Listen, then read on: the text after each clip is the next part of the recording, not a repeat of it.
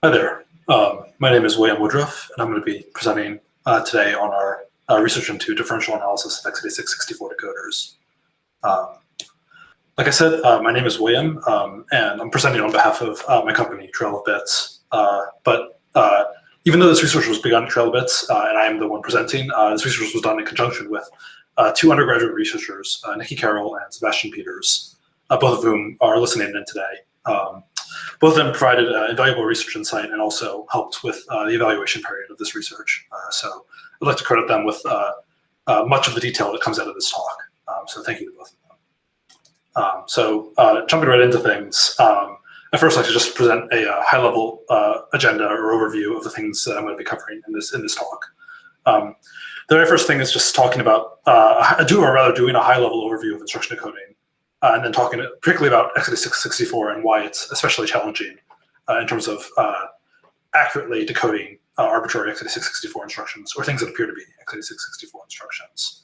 We'll then talk about instruction decoding as a potential attack surface, especially given recent developments in general computing. And then finally, we'll talk about some of the ways we can analyze instruction decoders for potential vulnerabilities, and we'll dive into differential analysis is a particularly fruitful technique for analyzing instruction decoders and finding bugs in them. And then finally, I'll talk about Michigas, which is our differential fuzzer for x86-64 decoders, and the primary output of this research. I'll talk about the results from using Michigas on a couple of popular x86-64 decoders, as well as future work that we believe will be valuable based on the work that we've already done over the past year or so. Jumping right into things. This is a topic that I'm sure is familiar to many people already listening in, or is already familiar to most people listening in. But instruction decoding, for those who aren't familiar, is the process of converting individual machine code instructions into assembler mnemonics and sort of high-level human semantics. I personally like to think of instruction decoding as the fundamental building block for correct disassembly. All the other phases that happen as part of disassembly, such as control and data flow analysis, call graph recovery, code data disambiguation, all of these things fundamentally rely on the fidelity of the instruction decoder in order to preserve their own fidelity. And what this means is that small mistakes in the instruction decoder can sort of snowball into pretty severe mistakes or drastic mistakes, rather, in higher level components of a disassembly pipeline or a reverse engineering pipeline or anything else that needs to do binary analysis of arbitrary programs. And to make things even more complicated, instruction decoding is not a uniform process. It depends on a wide variety of parameters that are both ISA and vendor specific. ISAs vary in terms of whether they are fixed length or variable length in terms of their instruction decoding. Most ISAs have undergone various revisions over time, particularly as we sort of moved into a monoculture of x86 and ARM. Some of these revisions are backwards compatible, some are incompatible. Decoders need to be aware of these revisions as well as which ones are compatible and incompatible. Various ISAs and or vendors publish or don't publish open specifications for the encoding format. Most of these specifications aren't machine readable, some are, fortunately, but x86 does not have a machine readable specification that's official. Most ISAs contain either unintended functionality or functionality that's intended but wasn't intended for release, perhaps isn't ready yet, and so it's hidden, or is hidden because it has undesirable performance characteristics. There's all sorts of vendor-specific behavior that happens inside of ISAs, especially when ISAs are shared between multiple vendors. Multiple vendors will do their own little extensions to each ISA and will develop their own in-house compiler to use those extensions when possible. And then, of course, there's this issue of, as ISAs grow over time, such as x86 has, there's this sort of engineering pragmatic question of how complete should our instruction decoders be? If a particular sequence of instructions or type of or family of instructions hasn't been used in 40 years, does it really matter if our instruction decoder can't decode these, since no actual compiler is emitting them anymore because they're either too slow or they just don't make sense in the modes that modern x86 in the modes that 64-bit programs use. There's this engineering question of does it even matter if our instruction decoders are complete in some sense? All of these parameters and all these complexities historically weren't a significant issue for the average engineer, because previously and historically, it was really only reverse engineers and debuggers who cared about the fidelity of the instruction decoder, as well as higher level components that rely on the fidelity of the instruction decoder. Errors in an instruction decoder are annoying in this domain, but they aren't actually fatal because there's a human in the loop. When you're reverse engineering or when you're debugging a program, you're sitting there in an interactive debugger or in an interactive reverse engineering environment, and you're correcting the mistakes that the machine makes or amending or annotating as you go along. So in this domain, and this was the status quo for a very long time, errors in instruction decoding just involve a human fixing or stubbing them out and continuing along. However, for better or worse, this is sort of no longer the dominant paradigm for instruction decoding. Over the past 10 to 15 years, instruction decoding has increasingly made its way onto the hot path of user code.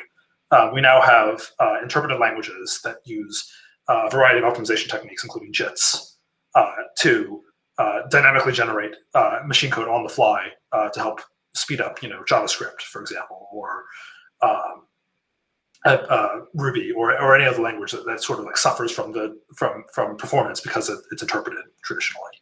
Sandboxes like the native client or sandboxes built into operating systems also involve JIT-style technology to map the execution environment of a program into a safer environment. These things rely on the fidelity of instruction semantic translation. Similarly, antivirus tech tools are run sort of without user, not consent per se, but without user involvement or interaction whenever programs are opened or downloaded. And these tools often do static disassembly or static analysis, control flow analysis to detect malicious code or malicious signatures or things of that sort.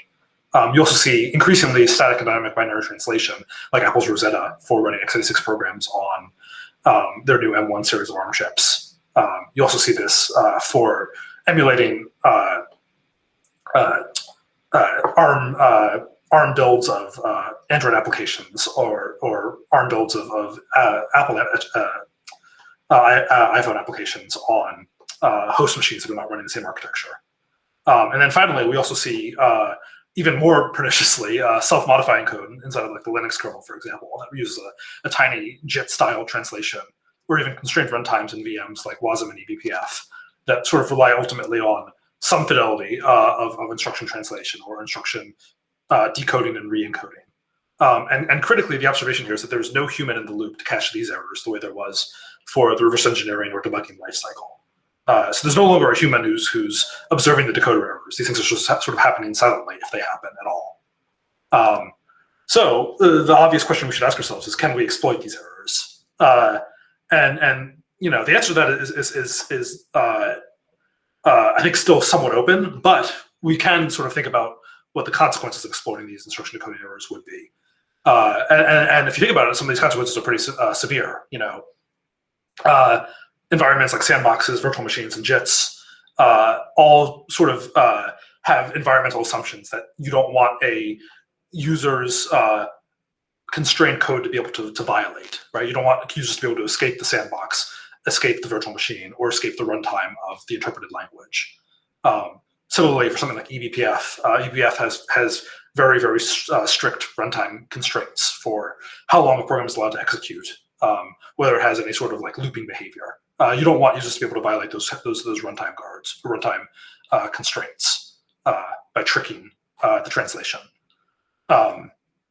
Antivirus tools, you don't want antivirus tools to be confused as to whether or not a particular piece of code is malicious, or whether it's whether it's the antivirus tool thinks it's data, but it's actually code.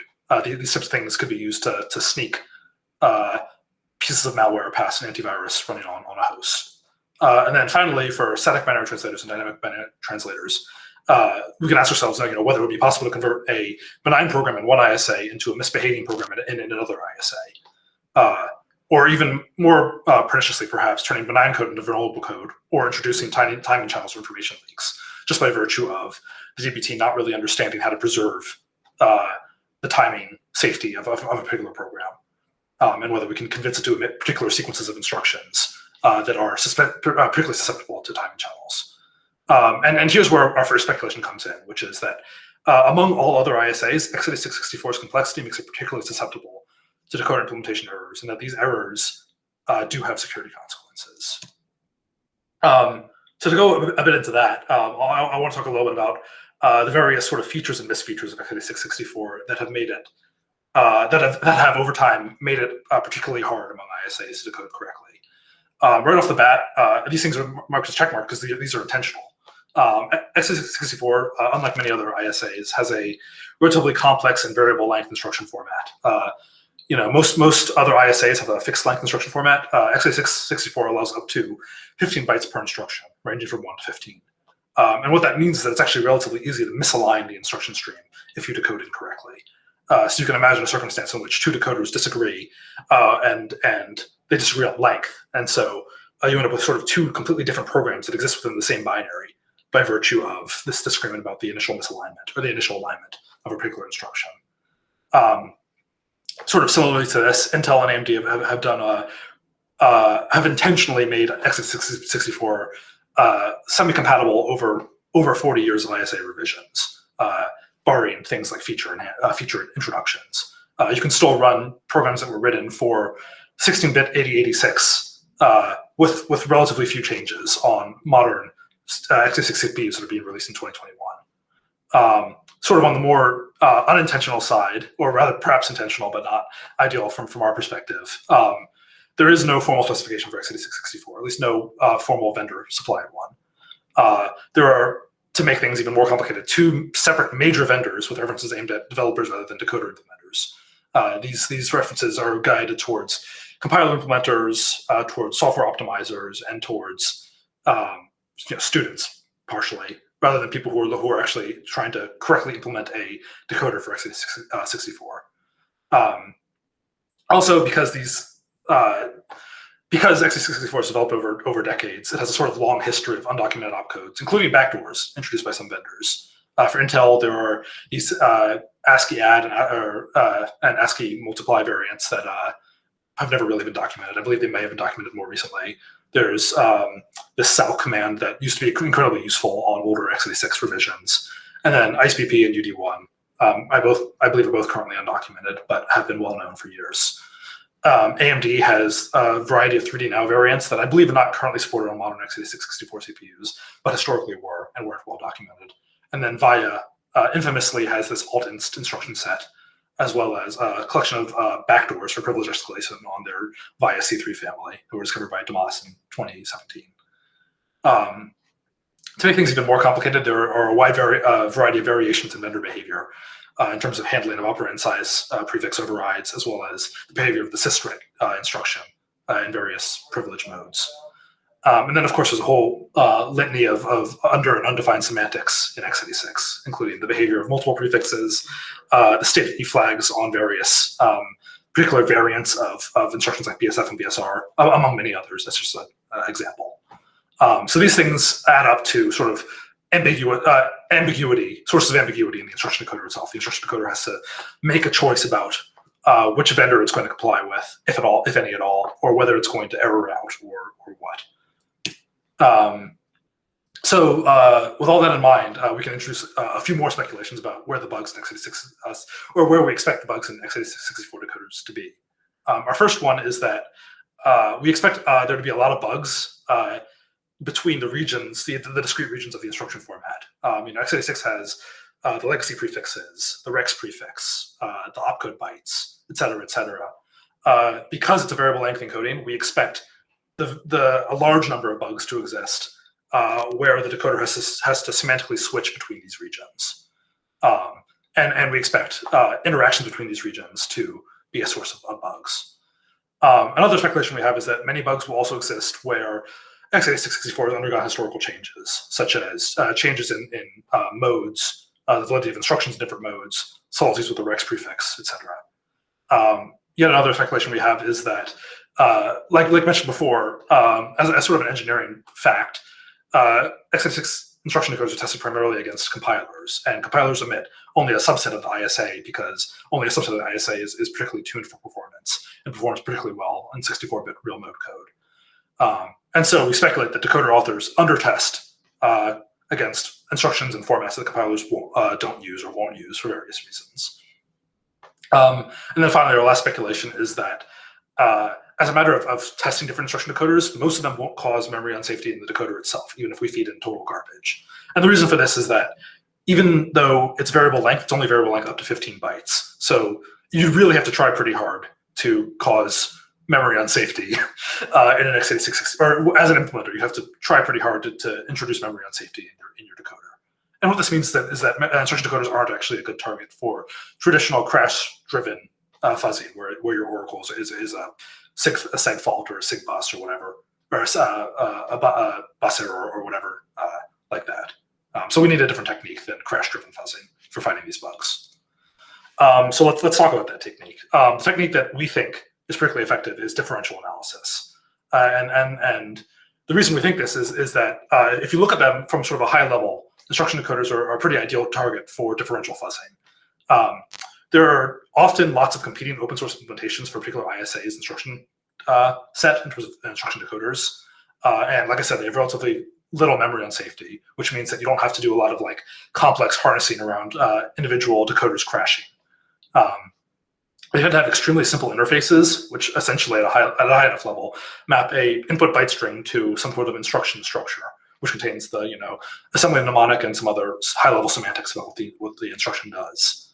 And then finally, there's lots of output signals to diff against. We have whether or not the instruction decoder succeeded or failed, what kind of failure it produced if it did fail, the length of the decoded instruction, as well as its actual semantics. So we can diff based on whether the semantics match up between different decoders.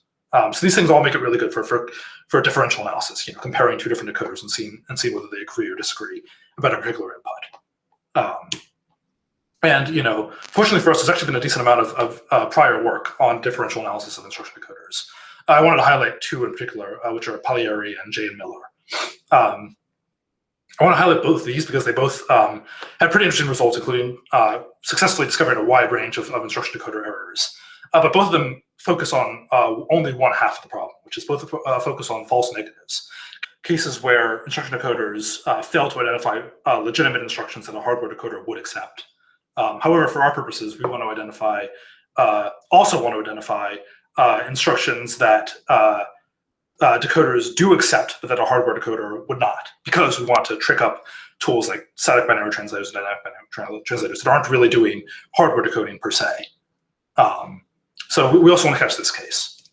So with that in mind, let's look at that prior work in terms of developing a mutation strategy for x86-64. So like I said, both of these prior pieces of work rely at least partially on hardware generation and or ground truth from a potentially unreliable decoder for their mutation strategy. And again, we want to do better than this because for one, we don't care particularly about hardware ground truth for confusing something like a dynamic binary translator.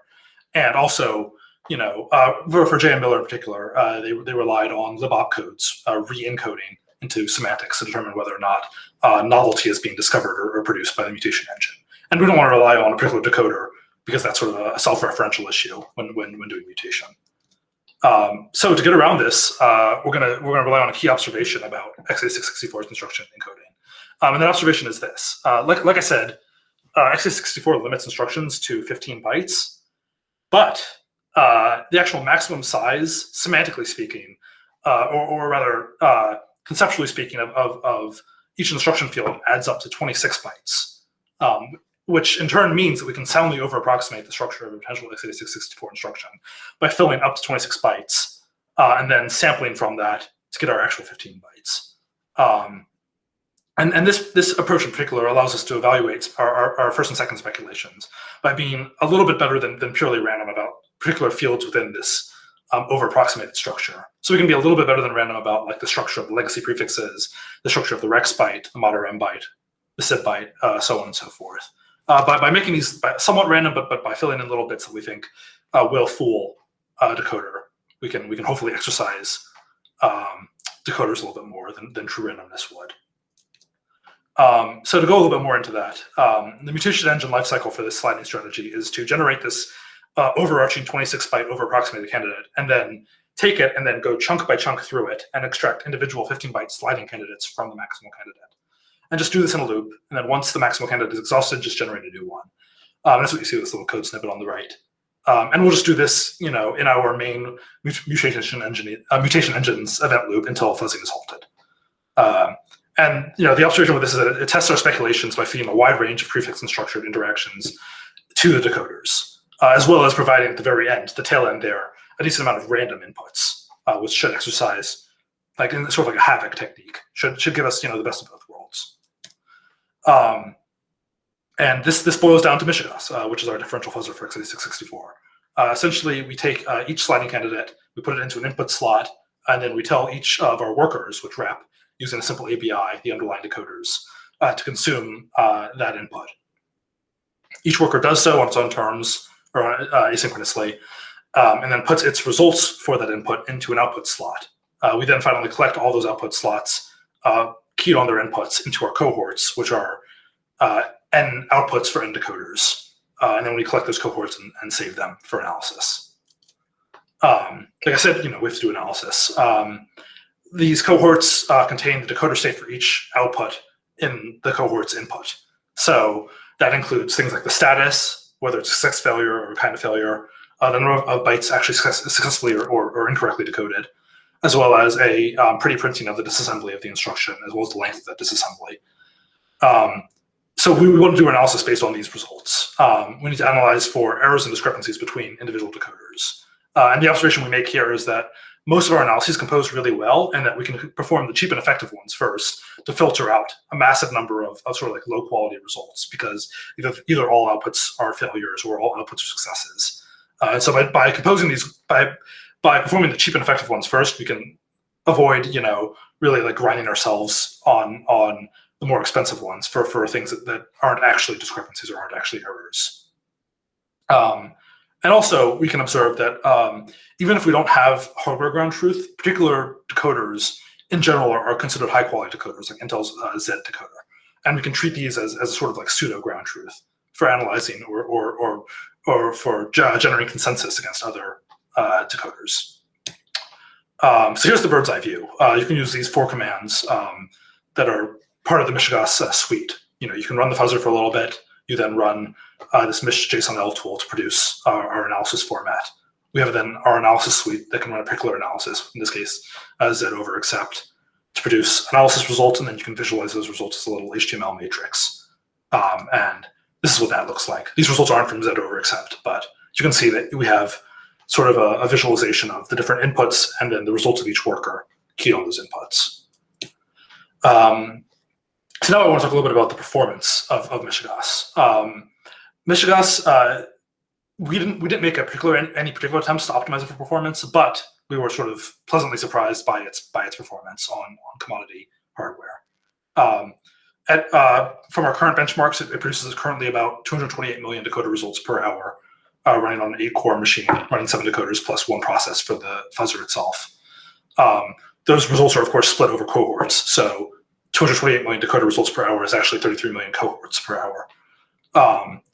During a 4-hour campaign, we produced about 68.4 million decoder results per hour, as well as 130 million net cohorts. From those, our analysis pipeline produced 15 million status discrepancies, that is, where 1 or more decoders disagree on validity of a particular instruction candidate, as well as 3.5 million, or a little bit under 3.5 million size discrepancies, where 1 or more decoders disagree on the decoded length of a valid instruction, as well as a little bit under 60,000 cases of Z over accepting instructions. However, an interesting fact about this particular case is that actually these are probably all the inverse case, where every other decoder except for Z was probably under accepting these instructions, because Z happens to be particularly good about accepting multi-byte knob sequences that are technically valid on x86 but are incredibly rare in practice. And just for evaluation purposes, we selected among the decoders we support. We selected Z, lib opcodes, Zydus, Capstone, Denmario, BDSSM, and ICE. And we selected these because these run a wide range of quality. Z, Zydus, BDSS, and ICE are particularly high quality and are used within JITs and AV engines. We also selected lib opcodes because it's the dominant GNU decoder and is used in pretty much every GNU project, either compiler or binary analysis tool, such as all of the libbfd tools. We then selected Capstone for the same reason. It's popular among reverse engineers and binary analysts, and DynamoRio for the same reason. So these decoders run the gamut of popular use between JITs, AV tools, reverse engineer tools, etc. And I wanted to highlight a few of the analysis results that we got from this. And I didn't put numbers in here, but you can find the numbers in the paper. We discovered a variety of decoder bugs through discrepancies between these various tools. In particular, for Capstone, we found that Capstone would pretty regularly generate incorrect control flow targets for things like call, where both the length of its decoding and the values for its operands would be incorrect, allowing us to do control flow confusion, generating incorrect control flow graphs for Capstone-based tools. It also generated incorrect length decoding, especially with legacy prefixes. Those seem to really trip it up. We found a variety and reported a variety of false positives and false negatives to the Z project around ISA extensions. And then similarly to BD-DisSM, we reported a variety of false positives around decoding instructions that don't work on AMD64 and long mode. And then finally, the BOP codes, which belongs to the BFD family of projects, already a popular punching bag for fuzzing. It's just truly remarkably broken. It failed to decode a large number of valid instructions and was generally sort of the worst performing of all of the decoders that we evaluated, all of the popular decoders that we evaluated. All of these results are sort of lead naturally to a few avenues of future research. We believe that Michigas constitutes the first step, that is discovery, in evaluating the security posture of instruction decoders. And we believe this first step will lead to a few different avenues of important research, including evaluating the salience of individual discrepancies, whether or not they can be used for control data flow confusion, decoder confusion, or misaligning the instruction stream. We also think there's a valuable research avenue in automatically placing discrepancies within binaries, that is generating so-called schizophrenic binaries that do different things in different translation engines or different antivirus engines. And then we also want to further refine our mutation strategy. It does produce a large number of duplicates, and those duplicates mean wasted cycles during both fuzzing and analysis. So we believe we have some ideas for further improving this sliding technique that we've developed. That pretty much sums things up. I've posted, or rather I've linked here all of our open source research. The fuzzer itself is open source, as well as the analysis framework and everything else that I've talked about today. I've also linked a blog post on the Trail of Bits blog that covers many of the same topics in slightly more detail. And then here are the selected citations that I've talked about in the talk. I hope you've enjoyed my talk, and I'm happy to hear any questions. Happy to hear and answer any questions you might have. Thank you.